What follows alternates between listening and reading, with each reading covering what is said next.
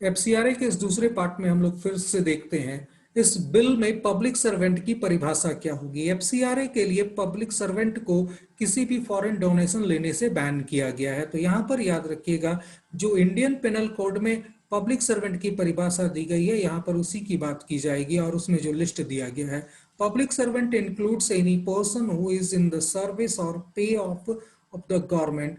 कोई व्यक्ति जो सरकारी सेवा में है या सरकार से पैसा लेता है और remunerated by the government for the performance of any public duty. अगर वो किसी सामाजिक सेवा को भी कर रहा है और सरकार से पैसे ले रहा है तो वह भी पब्लिक सर्वेंट माना जाएगा। तो यहां पर याद रखिएगा, ये सारे के सारे पब्लिक सर्वेंट है जो अब फॉरेन फंडिंग नहीं ले पाएंगे।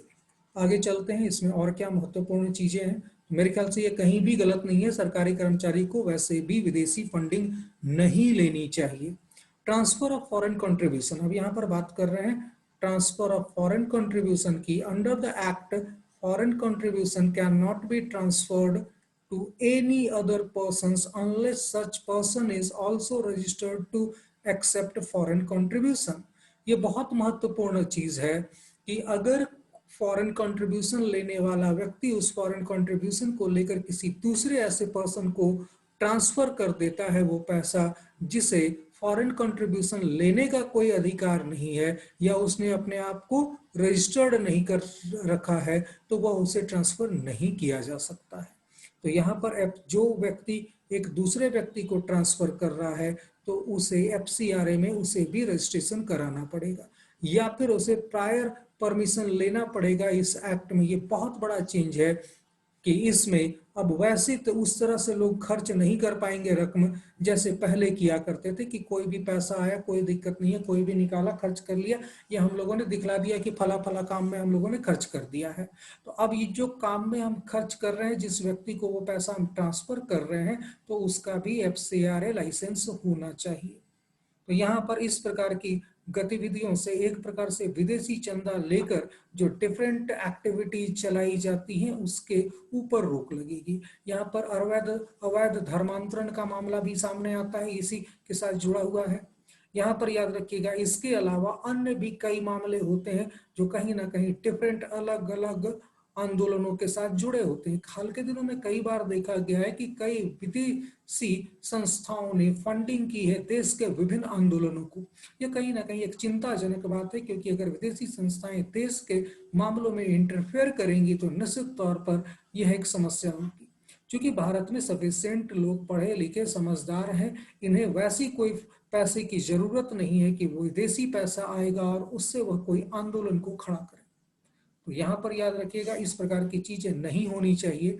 और जो भी भारत में सबल हर एक, अगर वर्ग के लोग की बात करेंगे तो हर एक वर्ग के लोग इतने सबल हैं, इतने सक्षम हैं कि वह अपने बारे में डिसीजन ले सकते हैं और अपने बारे में कोई भी फैसला कर सकते हैं कि उन्हें क्या करना है नहीं करना है। तो यहाँ पर हैज ऑब्टेन प्रायर परमिशन, उनको भी परमिशन लेनी होगी फॉरेन कंट्रीब्यूशन के लिए। तो ये एक महत्वपूर्ण चेंज किया गया है। The bill amend this to prohibit the transfer of the foreign contribution. यह बिल क्या करता है, प्रोहिबिट करता है transfer of foreign contribution to any other person. किसी अन्य व्यक्ति को फॉरेन कंट्रीब्यूशन ट्रांसफर किया जा सके, यह उसे प्रतिबंधित करता है। The term person under the act includes an individual, an association और रजिस्टर्ड कंपनी। ये जो पर्सन है उसमें शामिल है, उसका मतलब है कि कोई इंडिविजुअल हो सकता है, कोई एसोसिएशन हो सकता है, कोई रजिस्टर्ड कंपनी हो सकती है। तो कोई भी व्यक्ति जिसे ये फॉरेन कंट्रीब्यूशन मिला है वह किसी दूसरे व्यक्ति को ट्रांसफर नहीं कर सकता इस पैसे को, ताकि इस प्रकार की जो गतिविधियां हैं, अवैध रूप से कोई भी चीज है तो उसे प्रतिबंधित किया जा सके। आधार वो और खुद के लिए यूज कर सकता है। हाँ, वो खुद के लिए यूज कर सकता बताया है। कोई कोई बिजनेस चला रहा है और वो मंगवा रहा है, उसको आया है कहीं से फंड, तो वो खुद के लिए तो यूज कर सकता है। यहाँ पर याद रखिएगा, बिजनेस चला रहा है तो वो खुद के बिजनेस में इन्वॉल्व करे तो, लेकिन वो डोनेशन के रूप में फिर नहीं होगा। कोई बिजनेस चलाने के लिए डोनेशन नहीं मिलता है, वो सामाजिक कार्यों के लिए लोग डोनेशन देते हैं, तो वो फिर आपका डोनेशन की श्रेणी में नहीं आएगा। ठीक है, कोई बिजनेस चलाने के और लिए आ रहा है तो या फिर वो कर्ज की श्रेणी में आ जाएगा या फिर वो इन्वेस्टमेंट की श्रेणी में आएगा। ठीक है। और सर जैसे किसी कॉलेज में आ रहा है, जैसे हम लोग का गोशनर कॉलेज है, तो हम्म। वो तो मतलब एक्चुअली उसका जो मालिक है वो बाहर का ही है, मतलब संस्था है। तो अगर बाहर से फंड आता है तो वो ले सकता है कॉलेज? नहीं, क्योंकि गॉस्नर कॉलेज सरकार से भी फंडिंग लेती है, इसलिए यह नहीं ले पाएगी। गॉस्नर कॉलेज के जितने एम्प्लॉयज हैं वो सरकार से भी फंडिंग अगर ले रहे हैं तो वो नहीं ले पाएंगे कोई भी फॉरेन से पैसा। आमतौर पर ये मिशनरीज में काफी ज्यादा होता है कि वह एक तरफ सरकार से भी पैसा लेते हैं, दूसरी तरफ वह बाहर फॉरेन से कंट्रीब्यूशन भी लेते हैं। तो अब ये इस प्रकार का नहीं हो पाएगा। अगर वो सरकारी पैसा नहीं ले रहे हैं तभी वो ले पाएंगे। तो या फिर सरकारी पैसा लीजिए या ना लीजिए, दो ही कंडीशन होगी। सरकारी पैसा किसी भी लेने वाले व्यक्ति को फॉरेन फंडिंग रखने का या लेने का अधिकार नहीं है। The act state that the person may accept foreign contribution if they have, कब ये ले सकते हैं, obtain a certificate of registration from the central government, उन्होंने सेंट्रल गवर्नमेंट से कोई सर्टिफिकेट लिया हो उसे पाने का।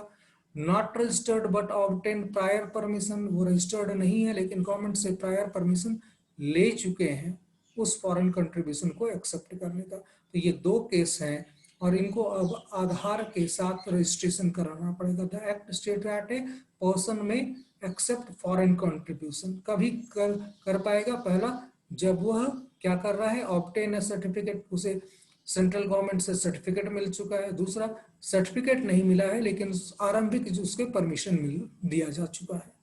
तो इन दोनों केस में, और ये तभी होगा जब वो सरकार का पैसा नहीं ले रहे हैं। एनी पर्सन सीकिंग रजिस्ट्रेशन और रिन्यूअल ऑफ सच रजिस्ट्रेशन, कोई भी पर्सन जो चाहता है रजिस्ट्रेशन करवाना या रिन्यू कराना इस प्रकार के रजिस्ट्रेशन का और प्रायर परमिशन चाहता है for receiving foreign contribution must make an application to the central government in prescribed manner. इन्हें सेंट्रल गवर्नमेंट के पास अनुमोदन करना पड़ेगा। जो चाहता है कि हम विदेशी पैसा लें तो उन्हें बतलाना पड़ेगा लेटर लिख करके, हाँ मुझे विदेशी पैसा चाहिए या हम लेने की इच्छा रखते हैं। तो उसके लिए जरूरी है कि वो सेंट्रल गवर्नमेंट में अपना रजिस्ट्रेशन करवा ले। यहीं पर the bill adds that any person seeking prior permission registration और renewal of registration must provide the Aadhaar number, उनको आधार नंबर देना होगा for all its office bearer, अपने सारे ऑफिस बियरर का भी देना पड़ेगा। डायरेक्टर और की फंक्शनरीज, डायरेक्टर्स का और साथ में मुख्य कर्ता धर्ता जो है, एज एन आइडेंटिफिकेशन डॉक्यूमेंट्स, उनके डॉक्यूमेंट्स का आइडेंटिफिकेशन करने के लिए। तो यहाँ पर याद रखिएगा इस विधेयक में इस प्रकार की बातें भी की गई हैं जिसमें हम लोग आधार कार्ड के साथ जो भी पैसा लेने वाला है उसे लिंक कर सकें। समझ में आया आकाश? सर ये वाला एक और बार बताइए। बतलाता हूँ। यहाँ पर याद रखिएगा जो भी पर्सन पैसा ले रहा है किसी विदेशी संस्था या व्यक्ति से, उन्हें अपना रजिस्ट्रेशन आधार नंबर के साथ कराना होगा। अब ये रजिस्ट्रेशन कराएगा तो यहाँ पर अब वो provide the Aadhaar number for its office bearer, जितने भी उसके ऑफिस बियरर हैं उन सबका आधार कार्ड लगेगा, डायरेक्टर्स का लगेगा या फिर की फंक्शनरी जो मुख्य कर्ता धर्ता होंगे उनका लगेगा। तो इस प्रकार से उन सबको एफसीआरए का लाइसेंस लेना होगा।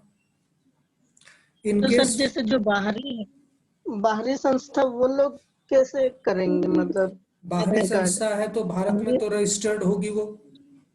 मान लो कोई यूएसए की संस्था हाँ है, सर। अब वो भारत में आई है काम करने के लिए तो भारत में तो रजिस्टर्ड होगी वो। और जब ये रजिस्टर्ड होगी यस सर। तब वो फिर ले पाएगी। तो उसे सरकार से परमिशन लेनी पड़ेगी, सरकार के पास अप्लाई करना पड़ेगा कि इस काम के लिए हम एफसीआरए ले रहे हैं और हमारा उद्देश्य ये है। In case of the foreigner, विदेशियों के केस में they must provide a copy of passport, विदेशियों के केस में वो क्या करेंगे, एक पासपोर्ट की कॉपी देंगे। और ओवरसीज सिटीजन ऑफ इंडिया या फिर जो ओसीआई है, ओवरसीज सिटीजन ऑफ इंडिया है, वो कार्ड को देंगे उनके पहचान के लिए। ठीक है, या पासपोर्ट देंगे या फिर ओसीआई कार्ड देंगे अपनी पहचान के लिए अगर कोई विदेशी है तो। क्लियर? FCRA account. अब FCRA अकाउंट के बारे में बात करेंगे। Under the act registered person must accept foreign contribution only in single branch. केवल वह एक ही ब्रांच में पैसा एक्सेप्ट कर पाएगा of scheduled bank specified by them.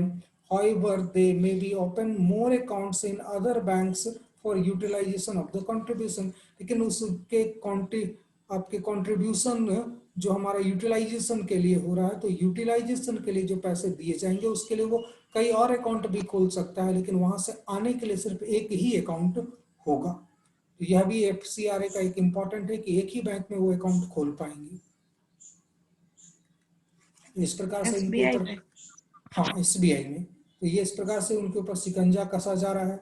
The bill amend this to state foreign contribution must be received only in an account designated by the bank as FCRA account in such bank of the State Bank of India।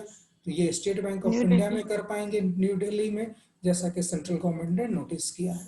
तो यहाँ पर इस प्रकार की चीजें होंगी।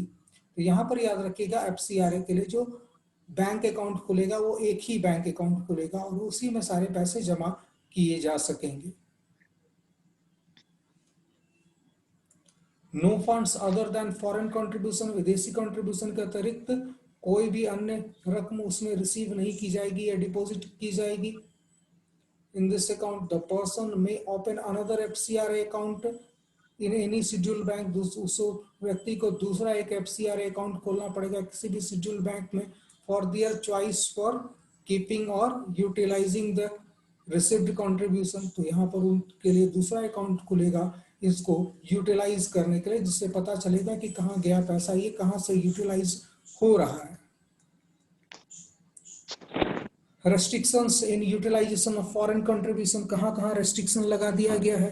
Under the act if a person accepting foreign contribution is found guilty, अगर यह दोषी पाया जाता है for of violating any provisions of the act, इस एक्ट के किसी भी धारा का उल्लंघन करने का दोषी पाया जाता है, या फिर फॉरेन कंट्रीब्यूशन रेगुलेशन एक्ट 1976 को यहाँ पर अनयूटिलाइज्ड और अनरिसीव्ड फॉरेन कंट्रीब्यूशन में भी यूटिलाइज्ड और received only with the prior approval of the central government. ये सिर्फ केंद्रीय सरकार के प्रायर इंफॉर्मेशन के ऊपर ही किया जा सकता है। ऐसे हम लोग अपने से ये काम नहीं कर सकते। अगर मामला एक बार चला गया है तो सेंट्रल गवर्नमेंट के पास। तो अब यहाँ पर the bill adds that the government may also restrict uses utilization foreign contribution persons who have been granted prior permission to receive such contribution।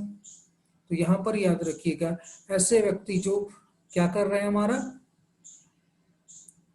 उनको प्रतिबंधित किया जाता है फॉरेन कंट्रीब्यूशन के यूटिलाइजेशन से, जो ग्रांट कर रहे हैं प्रायर परमिशन रिसीव सच कंट्रीब्यूशन, जो इस प्रकार को जिनको मिला हुआ है वही केवल ये एक्सेप्ट कर पाएंगे। This may be done if based on the summary inquiry, yes एक इंक्वायरी के बाद होगा, and pending any further inquiries the government believe that such persons had contributed provincial of provisions of the act. तो यहाँ पर याद रखिएगा जब तक सरकार का मानना है कि ऐसे व्यक्ति ने अधिनियम के प्रावधानों का जब तक उल्लंघन नहीं किया है तब तक उसके ऊपर कोई कार्रवाई नहीं होती है। समझ में आ रहा है? Yes sir. ठीक है, आज के लिए इतना ही रहने देते हैं। ठीक है, परसों की क्लास में हम लोग इसको फिर से नेक्स्ट टच करेंगे। ठीक है, कल क्लास होगा ना सर? नहीं, कल नहीं, परसों लेंगे। ठीक है, यस सर। क्वेश्चंस आप इकोनॉमिक्स से रिलेटेड बताए थे ना, 48 के कितना क्वेश्चंस था?